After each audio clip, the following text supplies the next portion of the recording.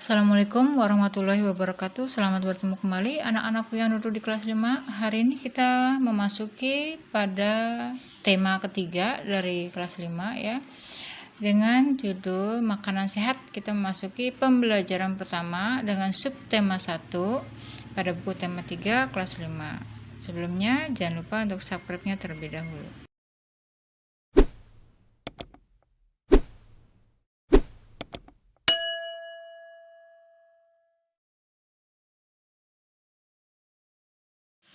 Baik anak-anakku, sekarang kita masuk pada pembelajaran 1 di halaman kedua. Perhatikan gambar-gambarnya ya, kita amati gambar beberapa buah-buahan dan sayur-sayuran. Sebutkan contoh-contoh makanan yang menurutmu sehat. Nah, contoh makanan sehat yang pada gambar terlihat ada pisang, jeruk, kemudian ada buah nanas, wortel, dan yang lainnya ya. Kamu bisa menyebutkan satu persatu. Kemudian untuk yang nomor 2, apa kriteria dari makanan yang sehat? Makanan yang sehat itu, poin pertamanya harus memenuhi kriteria gizi seimbang, yaitu 4 sehat, 5 sempurna. 4 sehat itu terdiri dari ikan, sayuran, kemudian ada karbohidrat ya dari tepung-tepungan ya. Kemudian juga ada vitamin, mineral, protein, karbohidrat, kalsium, fosfor, lemak. Nah, itu untuk poin nomor 1 ya. Makanan yang memenuhi kriteria gizi seimbang. Poin nomor 2, makanan sehat itu makanan yang bersih dan higienis, tidak tercemar udara kotor. Jadi yang bersih ya. Kamu juga kalau akan makan jangan lupa cuci tangan dulu. Makanannya diperhatikan bersih, tidak terkena udara kotor. Poin ketiga, makanan sehat itu biasanya makanan yang matang, jangan sering-sering makan mentah ya.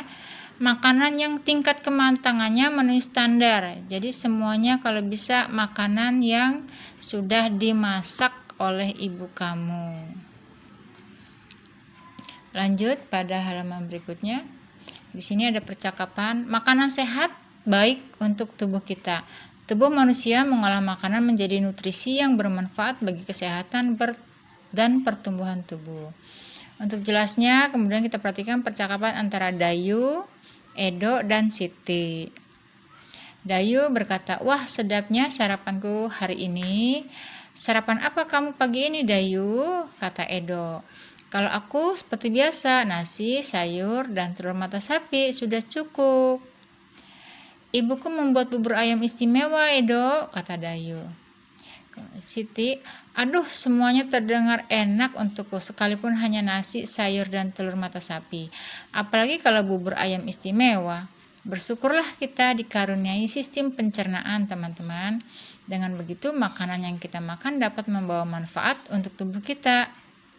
Betul juga ya, apa sebenarnya manfaat sistem pencernaan itu, Siti? Sistem pencernaan merupakan organ yang dapat ditemui pada manusia dan hewan. Sistem pencernaan berfungsi untuk memperhalus makanan, sehingga menghasilkan nutrisi yang dapat diserap oleh tubuh. Dengan adanya nutrisi tersebut, maka manusia dan hewan dapat tumbuh dan berkembang dengan baik. Jika makanan yang dikonsumsi itu sehat dan bergizi tinggi, maka manusia atau hewan yang mengkonsumsinya akan bertumbuh dengan sehat.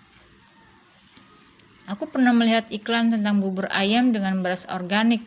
Dalam iklan tersebut, terdapat kalimat yang mengajak orang untuk memakan bubur organik itu. Wah, kedengarannya menarik ya, Edo. Kapan-kapan kita makan bubur organik di bubur ayam di tempat itu yuk. Pastinya lebih sehat karena berasnya organik. Ya. Kemudian kita akan mengamati halaman berikutnya. Nah, ini halaman 4, kita amati ya gambar iklan.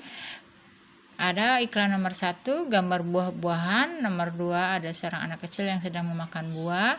Nomor 3 itu gambar beragam buah dan sayuran. Kalimat yang umum yang dipergunakan oleh bahasa iklan adalah kalimat yang menarik atau kalimat yang mengajak pembacanya untuk mengikuti apa yang ditulis atau disarankan oleh si pembuat iklan. Kemudian amatilah. Nomor 1, gambarnya adalah potongan buah-buahan. Ada tulisan iklannya ya, tulisan yang bisa kita lihat, makanan yang sehat dan bergizi. Kemudian solusi untuk hidup sehat dan awet muda. Gambar 2, ada gambar anak kecil makan buah. Tulisannya, Makanan sehat dan bergizi penting untuk pertumbuhan otak anak Anda. Kemudian gambar iklan yang ketiga, kira-kira gambar apa anak-anakku sekalian? Nah, itu tugas kalian ya, kalian tulis di bagian kolom gambar. Kemudian tulisan yang terlihatnya juga kamu tulis. Itu kira-kira apa tulisannya? Lanjut pada halaman berikutnya, kita akan belajar tentang kata kunci. Kata kunci itu apa? Kemudian kata kunci yang aku temukan dalam iklan-iklan tadi apa saja? Ciri-ciri sebuah kata kunci itu apa? Kemudian alasannya. Nah, sekarang kita lihat pengertian dari kata kunci ya, bagian bawah. Kata kunci adalah sebuah kata atau konsep dengan keistimewaan yang berarti kata apapun digunakan sebagai kunci atau kode yang digunakan untuk menghubungkan ke kata yang lain atau ke informasi yang lain. Nah, itu pengertian dari kata kunci. Nah, ini sudah dikembalikan ke sini ya. Kata kunci adalah sebuah kata atau konsep dengan keistimewaan yang berarti ya. Kata apapun digunakan sebagai kata kunci atau kode yang digunakan untuk menghubungkan ke kata lain atau informasi lain. Kata kunci yang kita temukan dalam iklan ya adalah kata kunci yang ditemukan dalam iklan tersebut adalah pentingnya makanan sehat dan bergizi ya. Dari tadi kita membahas tentang makanan sehat. Ciri-ciri sebuah kata kunci. Pertama, terdiri dari satu atau dua kata ya tentang membentuk frase yang dapat membentuk frase. Yang kedua, mengandung kata yang unik yang terdapat dalam bacaan. Yang ketiga, mewakili sebagian besar keseluruhan topik atau konsep atau informasi dari sebuah bacaan. Kemudian, alasanku memilih kata kunci tersebut adalah alasanku memilih kata kunci tersebut sebagai kata kunci iklan adalah karena kata tersebut mewakili kunci utama atau informasi utama dalam sebuah iklan ya. Lanjut. Nah, sekarang kita akan mempelajari alat pencernaan pada sapi ya, atau ini hewan ruminansia. Nah, tuliskan kata-kata yang ingin kamu ketahui tentang organ pencernaan hewan dalam bentuk pertanyaan. Nah, sekarang kita bahas aja langsung ya. Bagian bawah. Apa sih hewan ruminansia itu dan bagaimana pula proses pencernaannya? Kita amati. Hewan ruminansia adalah kelompok hewan mamalia yang biasanya memakan 2 kali atau memamah ya.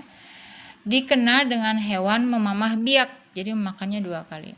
Contoh hewan ruminansia ada sapi, kerbau, rusa, domba, kambing, dan kijang. Sistem pencernaan hewan ruminansia lebih kompleks dibandingkan pencernaan hewan lainnya. Pada hewan ruminansia terdapat 4 bagian lambung dengan fungsi yang spesifik. Selain itu, pencernaan makanan pada hewan ruminansia dibantu oleh beberapa mikroba atau bakteri dan protozoa. Mikroba tersebut dapat membantu mencerna rumput. Coba kita perhatikan penjelasan masing-masingnya. Nah, di sini ada mekanisme pencernaan makanan pada hewan ruminansia ya.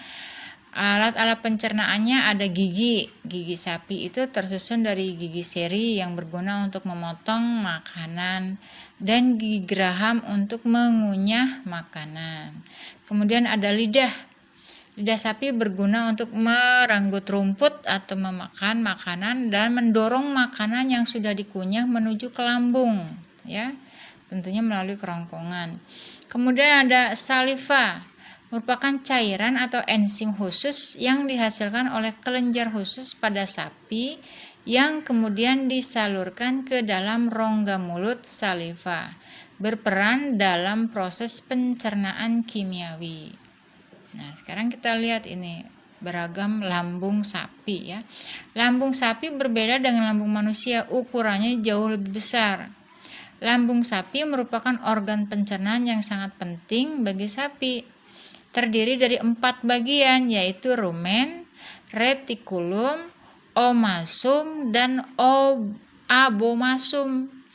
Ya, jadi sapi itu dikatakan memiliki hewan dengan 4 perut. Nah, itu perhatikan lambungnya ya, sudah digambarkan.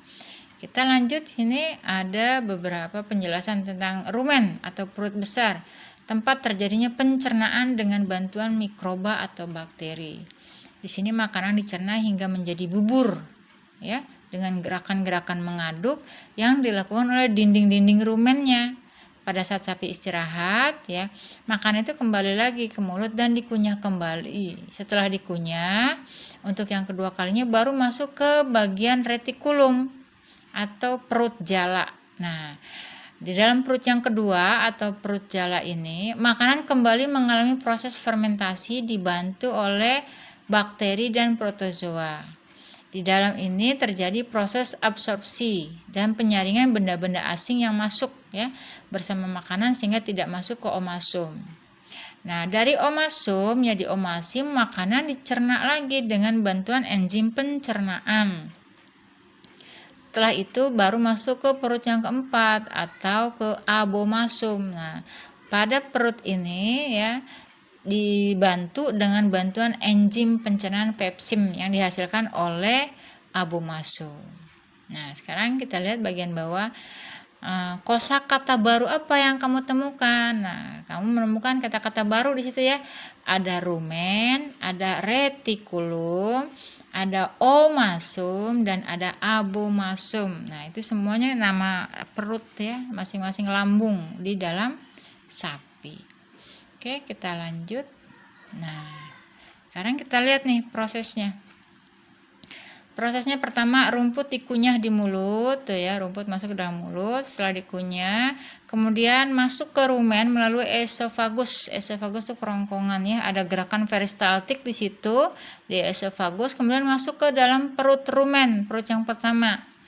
Nah, di dalam perut rumen proses yang terjadi, ya, gerakan mengaduk dilakukan oleh dinding rumen. Nah, dinding rumen ini mengaduk-ngaduk rumput yang sudah halus tersebut untuk menjadi bubur di situ, ya.